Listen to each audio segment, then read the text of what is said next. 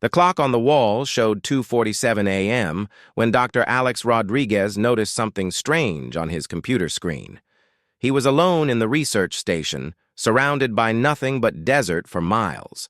His job was simple: listen to space and hope to hear something interesting. Most nights, he heard nothing but static and random noise from distant stars. But tonight was different. Alex rubbed his tired eyes and looked at the screen again. The patterns dancing across his monitor weren't random at all. They had structure, rhythm, almost like music. No, that wasn't right either. It was more like someone tapping out a coded message, but in a way he'd never seen before. He'd been working at this remote station in Chile's Atacama Desert for 3 years. The place was perfect for listening to space because there were no city lights or radio signals to interfere. Just him, his equipment, and the vast, star-filled sky above. Most people thought his job was boring, but Alex loved it. Every night brought the possibility of discovering something amazing. Tonight, that possibility was becoming reality.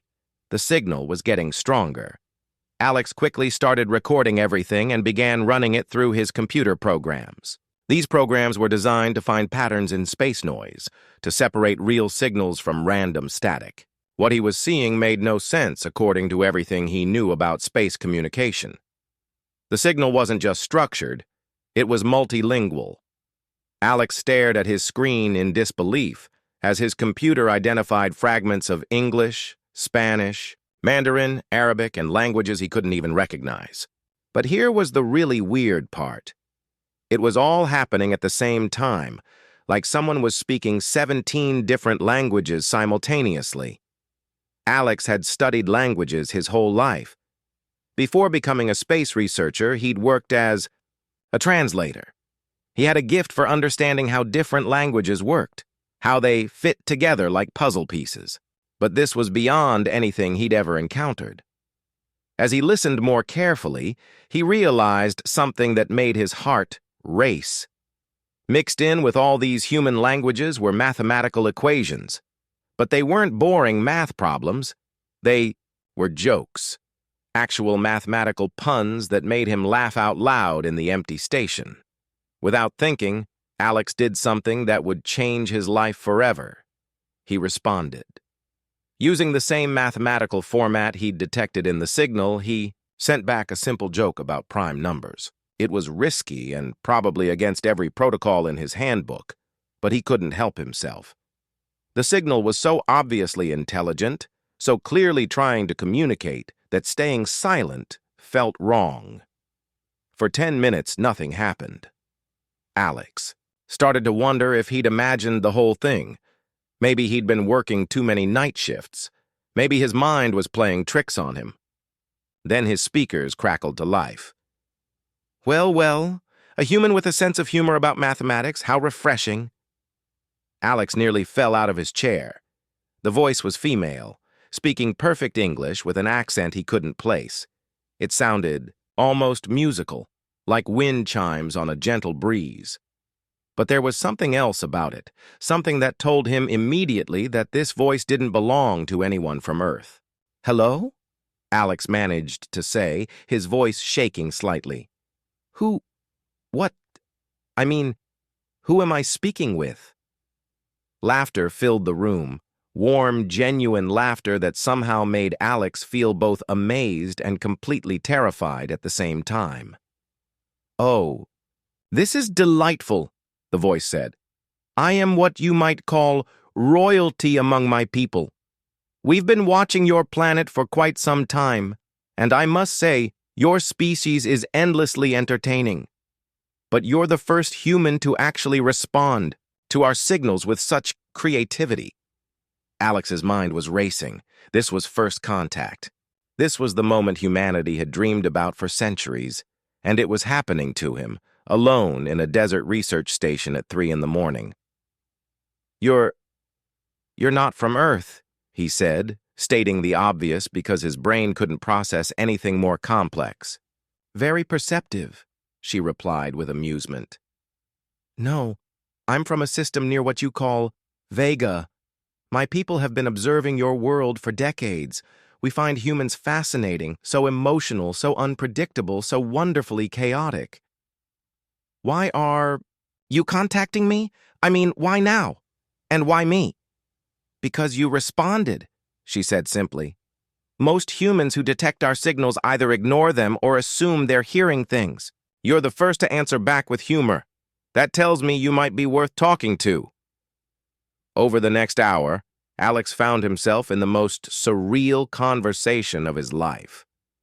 The being, she told him to think of her as a queen, was curious about everything. She asked about human food, human art, human relationships. She wanted to know why humans kept pets, why they told stories, why they looked up at the stars and wondered if they were alone. Your species is so young, she said at one point. But you have something my people lost long ago, the ability to surprise each other. Everything about you is unpredictable, and that's beautiful. Alex realized he was talking to someone incredibly intelligent, someone who understood concepts he couldn't even begin to grasp. But she spoke to him like an equal, like she genuinely valued his thoughts and opinions. Will you talk to me again? Alex asked as the conversation began to wind down. Dawn was approaching, and he could see the first hints of sunrise on the horizon. If you'd like, she said, and he could hear the smile in her voice. I find I quite enjoy talking with you, Alex Rodriguez of Earth. Same time tomorrow? As the signal faded and Alex was left alone with the morning sun streaming through his windows, he realized his life had just changed forever. He was no longer just a researcher listening to empty space.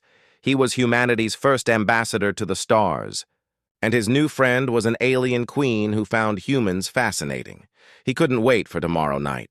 3 weeks had passed since that first incredible night, and Alex's life had completely changed. Every evening at exactly 11 p.m., he would sit at his desk, put on his headphones, and wait for her voice to fill the room. The Queen, as she preferred to be called, had become the most important part of his day. Their conversations had evolved far beyond simple greetings. She was endlessly curious about human culture, asking questions that made Alex think about his own world in ways he never had before. Tonight, she wanted to know about human relationships. Tell me about friendship on your planet, she said, her musical voice coming through crystal clear. How do humans choose who to trust? Alex leaned back in his chair, thinking. Well, it usually starts with shared interests. Maybe you meet someone at work or school and you discover you both like the same movies or have similar dreams.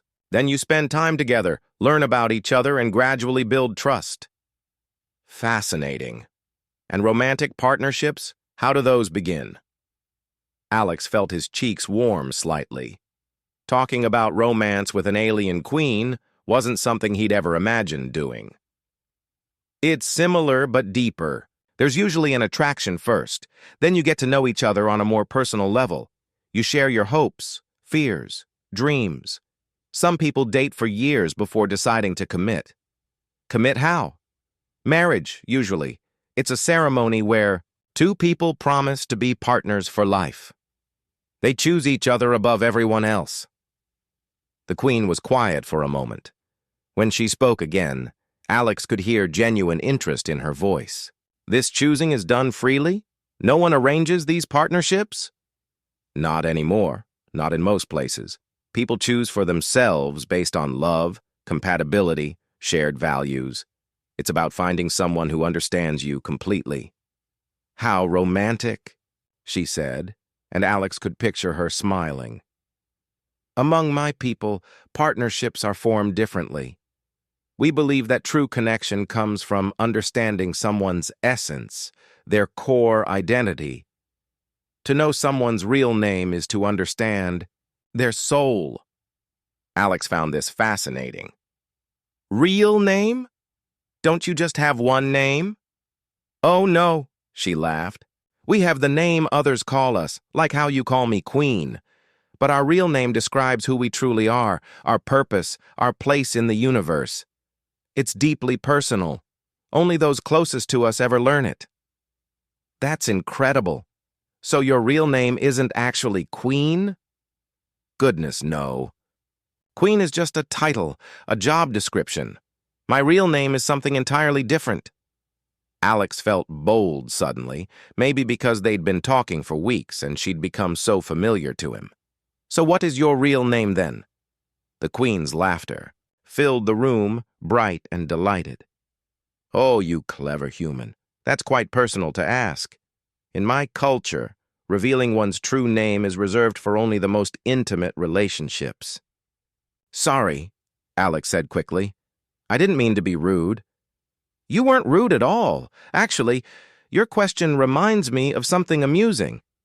Her voice took on a playful tone.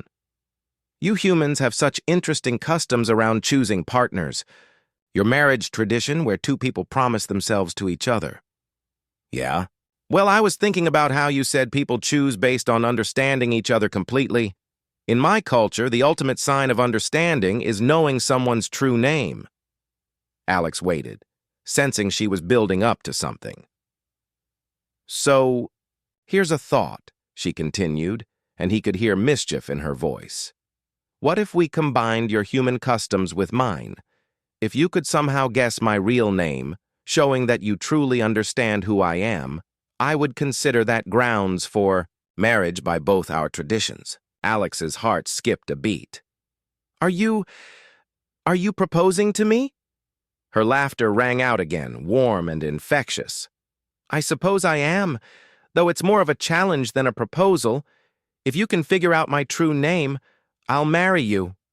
How's that, for adopting human customs? Alex sat in stunned silence for a moment. He knew she was joking around, but something in her tone suggested there might be more to it than simple teasing. You're not serious, he said finally. Am I not? She replied playfully. You humans are always talking about impossible challenges in your stories. The knight who must solve a riddle to win the princess, the hero who must complete 3 tasks. Consider this my version of that tale. But that's impossible. I don't know anything about your language, your culture, your people. How could I possibly guess your name? Maybe it is impossible, she agreed. But then again, a few weeks ago, you would have said talking to an alien queen was impossible too. Yet here we are.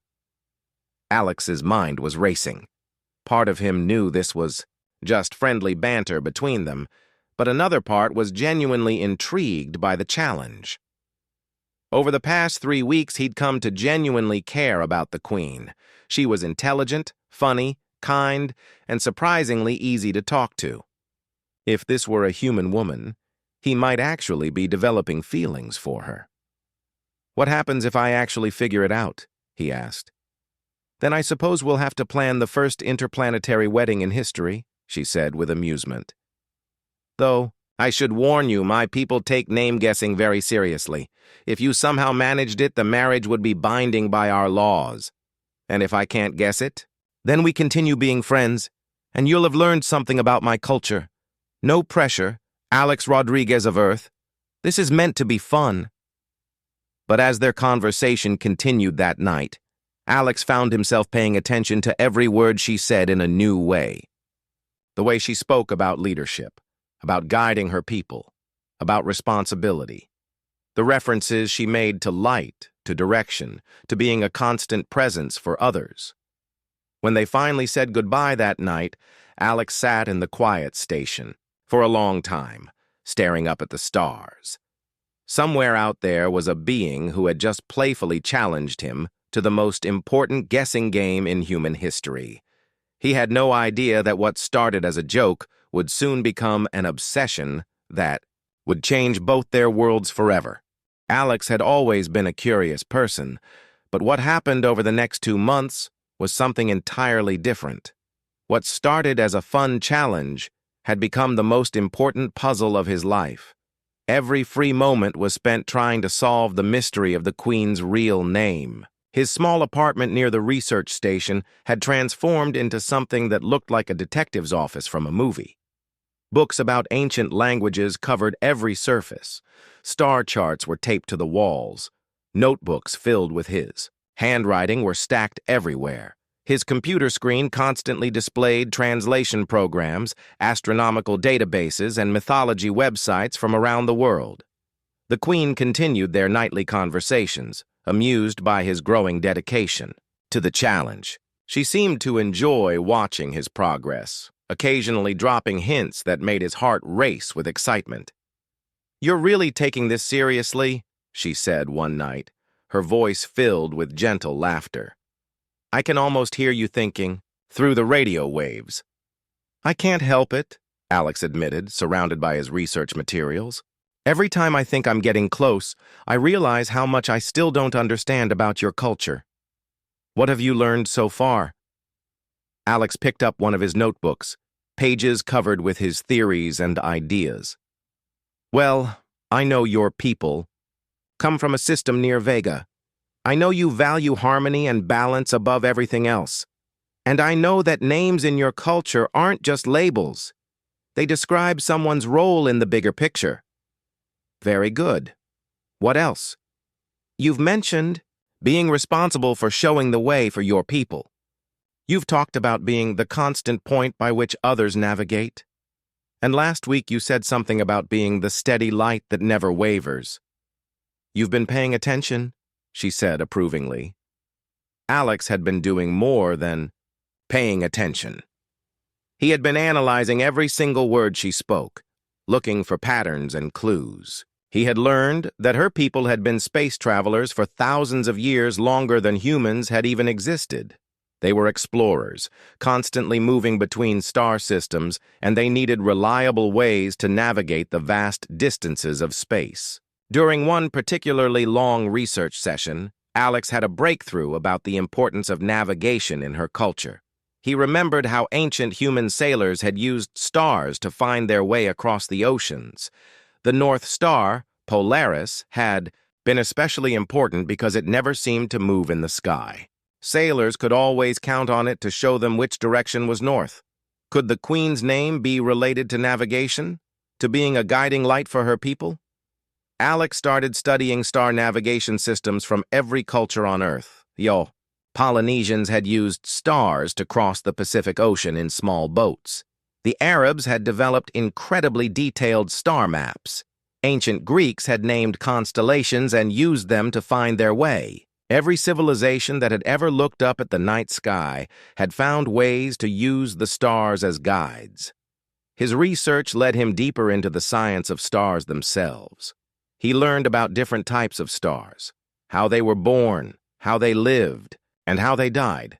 He studied stellar classification systems and read about how astronomers categorize stars by their brightness, color, and behavior. One night, while reading about variable stars, stars that change brightness over time, the Queen made a comment that stopped him cold. "My people have always appreciated consistency," she said during their conversation. "In a universe full of change and chaos, they look to those who remain steady, who provide reliable guidance no matter what storms may come." Alex felt his pulse quicken. "You mean like a lighthouse? Something that keeps shining no matter what?" "That's a beautiful human comparison," she said warmly. "Yes, very much like that." After that conversation, Alex couldn't sleep. He spent the entire night researching lighthouse principles and how they related to stellar navigation. The idea of being a constant, reliable guide kept echoing in his mind. His obsession was starting to worry his few friends at the research station. They noticed he was losing weight, staying up all night, and spending every spare moment buried in books and star charts. His supervisor even called him into her office to ask if everything was okay. "I'm fine," Alex insisted, though he knew he probably didn't look fine. "I'm just working on a personal research project." But he wasn't fine. He was consumed by the puzzle in a way that probably wasn't healthy. The Queen had become the most important person in his life, even though he'd never seen her face or even knew what she looked like. Their nightly conversations were the highlight of his day, and solving her challenge had become his life's mission. 3 months into his quest, Alex had filled 17 notebooks with theories, translations, and astronomical calculations. He had learned phrases in 12 different ancient languages. He could recite the names of major stars in Arabic, Greek, Latin, and Sanskrit. He knew more about stellar navigation than most professional astronomers, but he still didn't know her name. The Queen seemed to sense his frustration during their conversations. She began offering more specific hints, though always wrapped in riddles and metaphors. "Consider this," she said one night. "What do you call something that never moves yet guides all movement? What remains constant while everything else changes? What gives direction without ever needing direction itself?" Alex wrote down every word, analyzing each phrase for hidden meanings. He was getting closer. He could feel it. The answer was somewhere in all his research, in all the conversations they'd had, in all the hints she had given him. He just had to put the pieces together in the right way. What Alex didn't realize was that he was about to have the breakthrough that would change everything, not just for him, but for both their worlds. 6 months had passed since the Queen first challenged Alex to guess her name. Tonight felt different somehow. There was something in the air, a sense that all his research and late nights were building towards something important. Alex sat outside the research station with his portable communicator, looking up at the star-filled desert sky. The Queen's voice came through clearly, as always at exactly 11 p.m. But tonight, instead of their usual playful banter, she seemed more thoughtful, almost reflective. "Alex," she said softly, "do you ever wonder what it's like to carry the weight of an entire civilization on your shoulders?" The question caught him off guard. In all their months of conversation, she had rarely spoken about the burden of leadership. "I can't imagine," he replied honestly. "It must be incredibly lonely sometimes." "Lonely, yes, but also purposeful. My people have been traveling among the stars for thousands of years. They've seen civilizations rise and fall, watched planets bloom with life, and then fade into darkness. Through all of that journey, they need something constant, something that never wavers." Alex felt his heart begin to race. This wasn't just casual conversation. She was telling him something important, something that connected to all his research over the past months. "What do you mean by constant?" he asked carefully. "Think about your ancient sailors, Alex. When they were lost at sea, surrounded by endless water with no landmarks in sight, what did they look for?" "The stars," Alex said immediately. "They used the stars to navigate. Yes, but not just any stars. Which star was most important to them?" Alex's mind was spinning. All those months of research suddenly felt like they were converging on this single moment. "The North Star, Polaris. Because it doesn't appear to move in the sky, it stays in the same position, so sailors always knew which direction was north."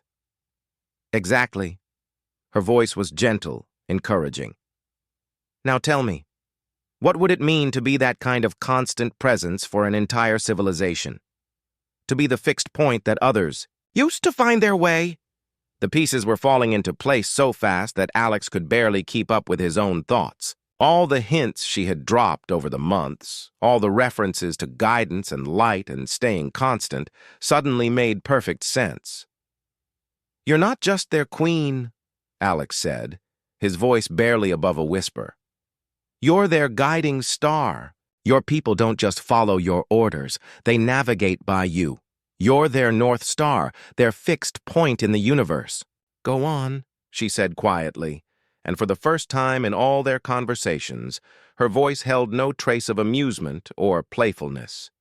This was serious now. Alex stood up, pacing back and forth in the desert sand, as his mind raced through everything he had learned. "Your name isn't about ruling or commanding. It's about being the steady light that never moves, that others can always count on to show them the way home." He thought about all the research he had done on stellar navigation, on the importance of fixed stars in astronomy, on how ancient civilizations had used the North Star as their primary navigation tool. Then he thought about her people, constantly traveling between star systems, needing reliable ways to navigate the vast emptiness of space. "In your language," Alex continued, his voice growing stronger with confidence, "your name describes your essential nature. You're the unchanging point of light that your people use to navigate not just through space, but through time, through challenges, through everything they face as a civilization." The silence stretched for what felt like forever. Alex could hear his own heartbeat pounding in his ears. Had he gotten it wrong? Had all his research led him down the wrong path? When the Queen finally spoke, her voice was so soft he almost missed it. "What is my name? Alex Rodriguez of Earth?" Alex took a deep breath. This was it. 6 months of research, hundreds of hours of study, countless conversations, all leading to this single moment. He had pieced together her linguistic patterns from their talks, had studied the structure of her language, had learned about her culture and her people's history. Speaking slowly and clearly, using the pronunciation he had worked out from months of analyzing her speech patterns, Alex said her true name. It wasn't just a word, it was a concept that combined the ideas of constant light, unwavering guidance, and eternal presence.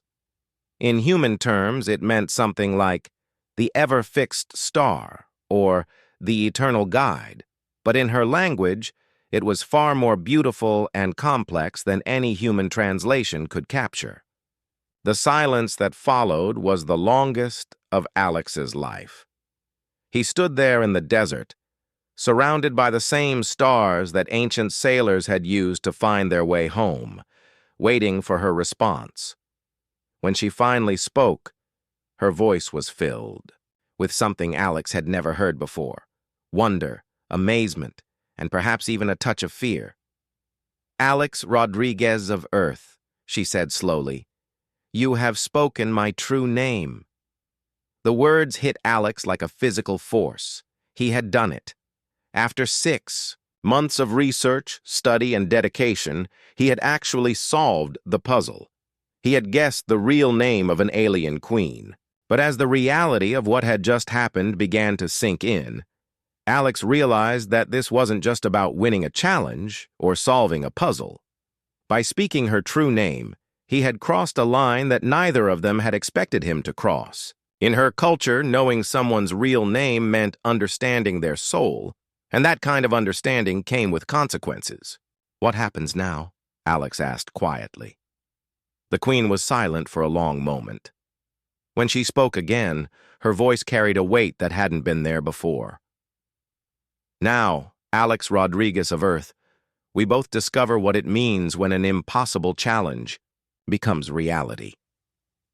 As Alex stood alone under the desert stars, he realized that his life was about to change in ways he couldn't even begin to imagine. The 3 days following Alex's successful guess were the strangest of his life. The Queen hadn't contacted him since that night in the desert when he spoke her true name. The silence was deafening after months of nightly conversations. Alex found himself staring at his communication equipment every evening at 11 p.m., waiting for a voice that didn't come. On the 4th night, she finally returned. "Alex," her voice came through the speakers, but it sounded different somehow. More formal, more careful. "I owe you an explanation." "Are you okay?" Alex asked immediately. "I was starting to worry that I had done something wrong." "Wrong? No. You did everything right. That's exactly the problem." Alex didn't understand. "What do you mean?" The Queen sighed, a sound that somehow managed to convey exhaustion across the vast distance of space. "When I first made that challenge, it was meant to be impossible. In my culture, knowing someone's true name isn't just a party trick or a lucky guess. It means you understand that person's very essence, their role in the universe, their deepest nature. And And among my people, such understanding is only possible between souls that are truly connected. By speaking my name correctly, you've proven something that I never expected anyone to prove, especially not a human I've never met in person. Alex felt his stomach drop. You're saying the marriage thing was actually real? More real than I intended, she admitted. Our laws are ancient and binding. When someone speaks your true name with complete understanding, it creates a bond that my people consider sacred. It's not just about marriage in the way humans understand it. It's about two beings recognizing that they're meant to be together. The implications of what she was saying began to sink in. Alex sat down heavily in his chair. So what you're telling me is that I accidentally proposed to you by solving your puzzle? In a way, yes. But Alex, there's something else I need to tell you. Something I should have mentioned months ago. What? Her voice became softer, more vulnerable than he had ever heard it. Over these past 6 months of talking with you every night, something unexpected happened. What started as amusement at having a clever human to chat with became something deeper.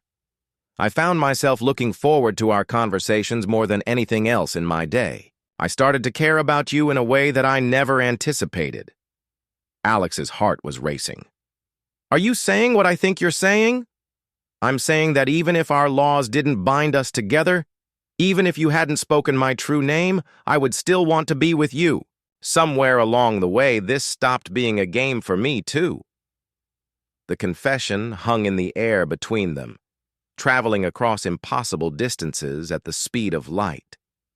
Alex had dreamed of hearing something like this, but now that it was happening, he felt overwhelmed by the magnitude of it all. But how could this possibly work? Alex asked. You're an alien queen from another star system. I'm just a human researcher in the middle of a desert. We've never even seen each other. Those are all valid concerns, she agreed. And they're about to become much more complicated. What do you mean? My people's ruling council has been informed of what happened. The news that their queen is bound by ancient law to marry a human has caused quite a stir. Some are fascinated by the unprecedented nature of the situation. Others are concerned about the implications for our civilization. Alex felt a chill run down his spine. And your government here on Earth? Do they know about our conversations? Not yet, but they will soon. This kind of news doesn't stay secret for long. We're talking about the first potential union between our species. It will change everything for both our worlds. Over the next few days, Alex learned just how right she was. Government officials arrived at his research station. Scientists, diplomats, and military personnel all wanted to speak with him. The quiet life he had known was over forever. But through all the chaos, the Queen remained in contact. She helped him navigate the complex political situation that was developing. Her own people were divided. Some saw the union as a fascinating opportunity for cultural exchange, while others worried about the precedent it might set. There's something I need to ask you, she said during one of their conversations, while Alex was being questioned by various government agencies. Are you doing this because you feel obligated by the challenge, or because you actually want to? It was a question Alex had been asking himself since this all began. Honestly, 6 months ago, if someone had told me I would fall in love with an alien queen I'd never met, I would have thought they were crazy. But talking with you every night, learning about your thoughts and dreams and fears, somewhere along the way, you stopped being an alien to me. You just became the person I most wanted to talk to. Even though you don't know what I look like, even though I'm not even human. I know your mind, Alex said. I know your sense of humor, your kindness, your intelligence, your curiosity about the world. I know how you think and what you care about. Isn't that more important than what species we are? The Queen was quiet for a moment. My people have a saying, love is not about seeing with your eyes, but understanding with your heart. I think I'm beginning to understand what that means. As the weeks passed, the situation became increasingly complex. Both governments were trying to figure out how to handle the first interplanetary relationship in history. There were questions about citizenship, about where they would live, about what their union would mean for the relationship between their two civilizations. But for Alex, the most important question had already been answered. When the Queen asked him if he was ready to leave Earth and travel to her world to meet her in person, his answer was immediate. "Yes," he said without hesitation. "I've been ready since the night I first heard your voice." As Alex prepared for a journey that would take him farther from home than any human had ever traveled, he thought about how a simple challenge had led to the most important relationship of his life. What had started as an impossible joke had become the foundation for something that might change both their worlds forever. The face he imagined the Queen making when he first spoke her true name was nothing compared to the expression of wonder he saw in the mirror every morning, a human about to become part of the greatest love story in the history of two worlds.